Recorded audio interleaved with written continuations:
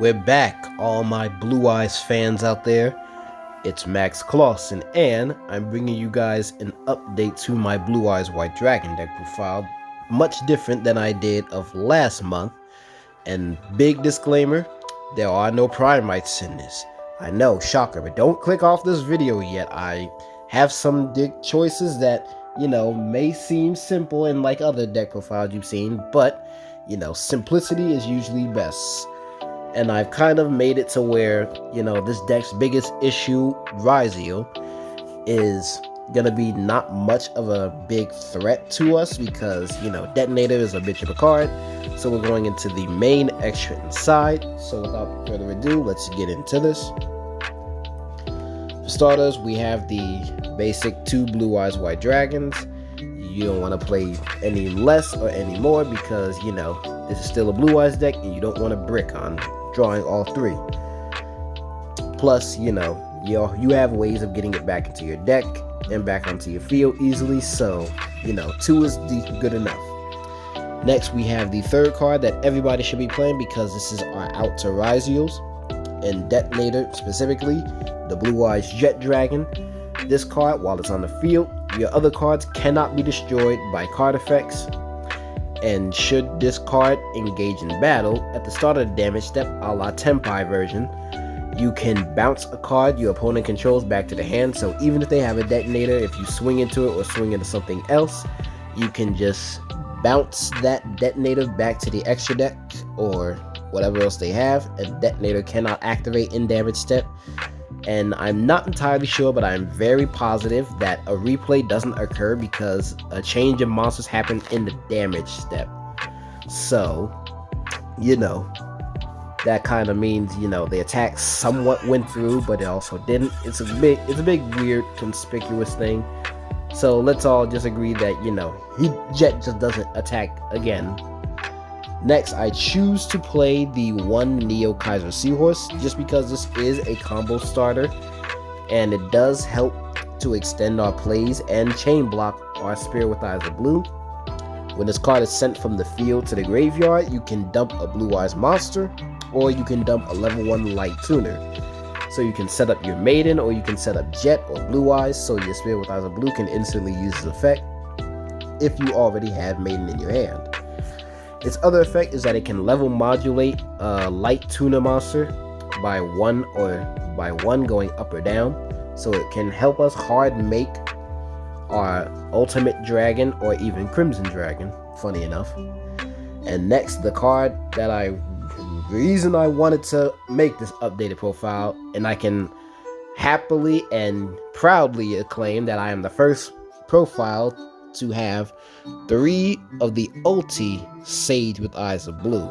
Yes sir, your boy pulled all 3 by opening up 100 OTS packs with my boy Henry. Shout outs to him who went halvesies on it, so but that was a great night. Pulled all 3 of this, so our search ended before it even began. Sage is a non-heart once per turn on his normal summon and search for a level 1 Light Tuner effect, but it is a heart once per turn by sending him to the graveyard and targeting one of your effect monsters, and then sending it to the graveyard to summon a Blue Eyes monster from your deck. So it's a way you can get your Jet out easily, and it's another way to trigger off your Maiden of White, which we also have to play the 3 of. When she's in your hand or on your field, you can send her to the graveyard for a cost, and she can place a True Light from your hand, grave, or deck face up on your field. And if a Blue Eyes White Dragon is special summoned except in the damage step while she's in the graveyard, you can summon her straight to your field. And like I said, for Sage, if she's targeted by an effect or an attack even, you can summon out a Blue Eyes monster, or you can summon your Blue Eyes White Dragon, more correctly, or you can summon out a level 1 Light Tuner. So you can summon back Sage with its beefy 1500 defense. That's literally it for the Blue Eyes stuff, just a whole total of 10 cards. Now we're going on to the non-engine, being our hand traps. First off, we have the 3 Nibiru. I don't believe I was playing this at 3 in my first version because I was main decking Crossout, but We play it at 3 just because, you know, players still if you nib at the correct time or at a very decent time, it can screw up the opponent's plays and they have to play very awkwardly or just end their turn.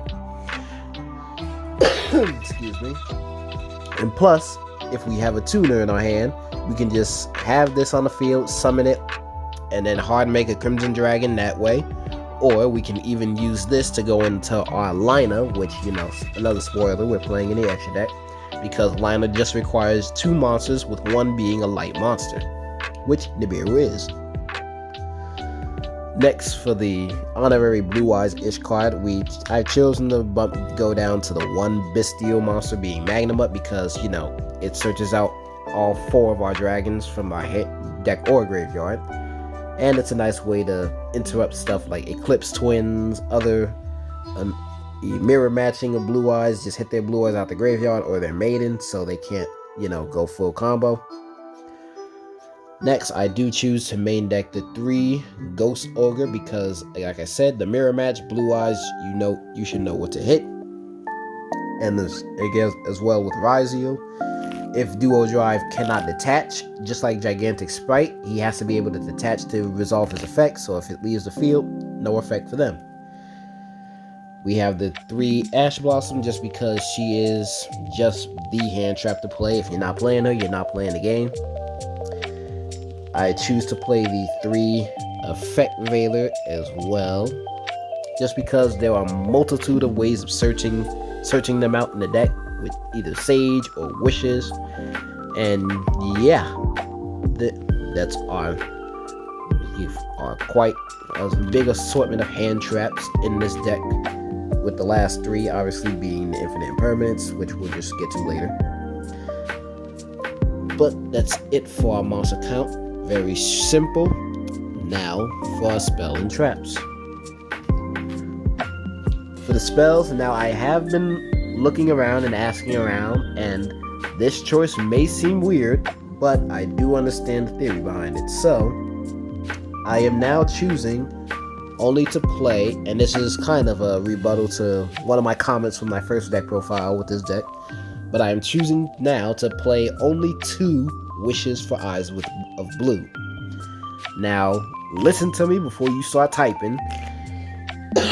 Not that, but Wishes is a play starter, but it's also the main card that your opponent will hit with an Ash Blossom, and it plays heavily into Droll. Secondly, during the very late grindy games, this card isn't doing much for you because you're not playing that many other spell and traps that mention Blue Eyes White Dragon specifically, so at most it's going to be sitting in your hand as a dead card. Plus, you're only ever gonna get this card's effect off once, because that one time you should be in an advantageous position. Plus, you can always remove it from the graveyard and then place another one just on your field for deck thinning and fodder for something else. But I choose to play the 2 Wishes just for that reason, because it makes a lot of sense to me. And getting hit by an Ash and going -2 is very, very sucky. So Wishes, for those who may not know, if not, you've been living under a bridge for the last few months, you can activate it by pitching a card, trade-in style, and you add 2 cards from your deck to your hand, one having to be a level 1 light tuner, and the other one has to be a spell or trap that mentions Blue Eyes White Dragon, as I stated. If you cannot add one or the other, you cannot activate this card, period. So again, it sits in your hand as a dead card. So I want to cut back on it. If I see it in my opening hand, that's great. If not, we can always get to it with True Light. Next up, we do play the Mausoleum of White, as we have to play it for Spirit with Eyes of Blue, and it gives us our additional normal summon and dumping of Blue Eyes. Next, I am choosing to run the Ultimate Fusion just because this card is sick. It's another interruption. You can only use this card in the main phase, which is pretty stupid, honestly, but its other effect is very obvious as to why. You can use this card to fusion summon any monster that mentions Blue Eyes White Dragon or Blue Eyes Ultimate Dragon by shuffling the materials back from your hand, field, and or grave back into the decks. And if, depending on the Blue Eyes White Dragons or Blue Eyes Ultimate you use from the field, you can pop that many cards your opponent controls non-targeting. So yeah, this card is a nice little interruption. Another thing, we can set off True Light if we need to, and your opponent will likely never see it coming. Next, we do play the one Roar of the Blue Eye Dragons, just to help E-Telly our Blue Eyes out from the Banish, Graveyard, Hand, or deck. But it does come in defense mode, so kinda whack. Its other effect is you can banish it and then fusion summon using Blue Eyes White Dragon you control, or in your hand. So yeah, if you don't get the ultimate fusion, in rare cases you can just use this, because most people do forget it does have that effect. Next, we do have the True Light as our very main key card of the deck, the very focal point of this entire deck. Your Blue Eyes White Dragon specifically cannot be targeted by opponent's card effects, and it has two effects where you can summon the Blue Eyes from your hand or graveyard, or you can set a spell or trap card that mentions Blue Eyes White Dragon, but it has to be different from ones you control face up or that you have in your graveyard. So your Wishes, your Ultimate Fusion, your Roar, if any of them are still in the graveyard, you cannot set another one, which is nice because Konami thought of that and had these two, and the trap card being Majesties, all have banish effects in the graveyard. So Majesty with Majesty of the White Dragons, man, so many Eyes of Blue cards. This card is phenomenal. Every Blue Eyes player should be maining at least one of it, because I don't believe I wasn't in my initial profile and I saw how heterogeneous that was. I don't know if that was the right word to use, but I was kind of wrong not playing this card. Point blank and simple. So this card is phenomenal, as you can activate it and you reveal Blue Eyes White Dragon from your hand, field, or graveyard, and you pop up to the number of Blue Eyes that you reveal. So you can get to the maximum of 2 to 3 pops depending on the number of Blue Eyes you run. Its other effect is that you can banish it and then ritual summon one ritual monster using Blue Eyes White Dragon. Next up, for the other spell cards that I do play, we do have the 3 Forbidden Droplets, which is another way I can deal with problematic stuff, especially things like Razio. I choose to play the 3 Triple Tactics Talents because there are points where, your opponent is going to go like Ash this or Veiler that. So yeah, after they at least use 2 or 3 hand traps, just activate this, rip something else out of their hand, or draw 2, or steal one of their cards. Whatever you may need to do, this is good to have. Plus, if they don't activate anything and you go fully uninterrupted, you can just pitch this for discard fodder. Next is the one Honor Called by the Grave, which desperately needs to come back to at least 2 with all these hand traps running around. Like, I shouldn't be the only one thinking that. And last up, we play the 3 Infinite Impermanence, as you saw earlier. That is it for the main deck. A clean 40 cards. Now we get into the extra deck. Extra deck is pretty much the same, although there are quite a few changes. First, we still play the Blue Eyes Tyrant Dragon and the Blue Eyes Neo Ultimate Dragon. Gotta play these if you're playing this deck, because you can always equip one to Blue Eyes and then just synchro it off, or just even use that Blue Eyes equipped with this, tribute it to summon this. But since we're playing Ultimate Fusion, I don't need to do that. So Blue Eyes will always just be equipped with this card, either to give it an attack boost or to just get this out of the deck to go in the graveyard. This can attack all monsters your opponent controls once each, and after it attacks, you can set any trap card back from your graveyard. So it's pretty good in the control game. And this, you can banish it to keep if your opponent targets one of your Blue Eyes monsters with a card effect, you can just banish this to negate that card and destroy it. Next, running it back from the old days in the profiles, I chose to bring back Azure Eye Spirit Silver Dragon, just because its effect is still pretty good. On special summon, it'll protect any and all dragons you control from being targeted or destroyed by card effects until the end of the next turn. And on the standby phase, you can summon back a normal monster from your graveyard, being Blue Eyes. So it's another way to trigger off your Maiden and not use your True Light. I do still rock the 3 Blue Eyes Spirit Dragon. You got to. There are times you can choose to play this at 2 and be more conservative, but player preference. I'm choosing to run 3 because I like having the 3, and it's really going through your combos. You can often use all 3 of them. Running a Lightstorm Dragon for the back row matchups, and if it gets destroyed, I can add a spell a trap card, I believe. I don't know if it's, yeah, you can target a spell a trap card and set it, but can't activate it. We have the Crimson Dragon, of course, for our level 12s. The Ultimate Spirit Dragon to negate a card and gain attack, and should it get destroyed, you can summon any of your light dragons back from your graveyard, and your opponent cannot banish cards from your grave. Then we have the Stardust Cipher Dragon, which, being honest, I've seen builds that cut these 2 entirely, because thinking on it, they make a lot of sense, because since Nib is in the game, you have to respect that card. So in the replays you guys did see of my duels, my opponent didn't have Nib, so I was able to get this combo off very consistently and easily. But that's not always going to be a factor. People are going to say, all right, he summoned 2 Spirit Dragons, and let me just Nib here. Or he summoned Spirit Dragon and then tagged out into Crimson, let me Nib there. No matter what you do, Nib is going to tribute everything, and then you're not going to be able to negate it and stuff. So that's always a thing. Maybe in one of my future profiles, I'll cut them too, more than likely. So be on the lookout for more profiles. That'll be probably Synchro, will be more Xyz or Fusion based. Next, I choose to play the 1 Typhon just because it's a very good card.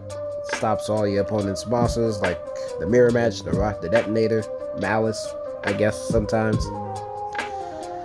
The 2 Spirit with Eyes of Blue, the most important card in this extra deck. You always gotta play 2 of it, depending on the version of the deck you play. I choose the Heavenly Hieratic Seal.